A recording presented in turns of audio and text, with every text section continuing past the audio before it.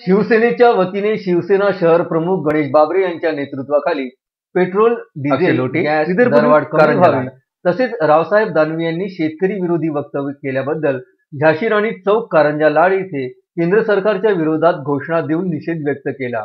सोबतच रस्ता रोको आंदोलन सुद्धा करण्यात आले।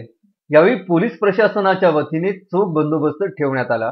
या निषेध आंदोलनाला उपजिल्हा प्रमुख दत्ता पाटील तुरक, तालुका प्रमुख विष्णू पाटील तिडके, उपतालुका प्रमुख विलास सुरळकर, उपशहर प्रमुख अक्षय लोटे, नगरसेवक प्रसन्न पळसकर, जिल्हा परिषद सदस्य डोंगर दिवे, जिल्हा परिषद सदस्य चंद्रशेखर डोईपोडे, अतुल दरेकर, प्रवीण राठोड, जगदेव पाटील, संजय देशमुख, अमोल धाय, डॉक्टर मुंदे आणि अनेक शिवसैनिक उपस्थित होते।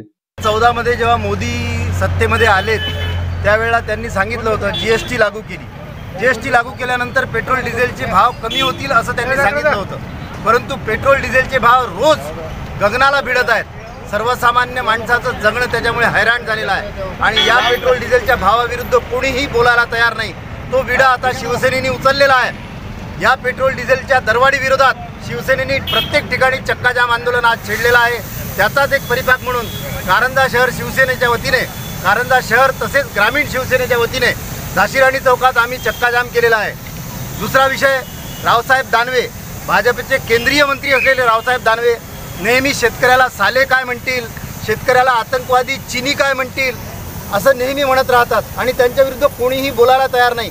आमची मागणी आहे की भाजपने रावसाहेब दानवेंना मंत्रिमंडळातून काढून टाकावं, अन्यथा त्यांचा जाहीरपणे आणखी जोरदार निषेध करण्यात। अक्षय लोटे, विदर्भ न्यूज, कारंजा लाड।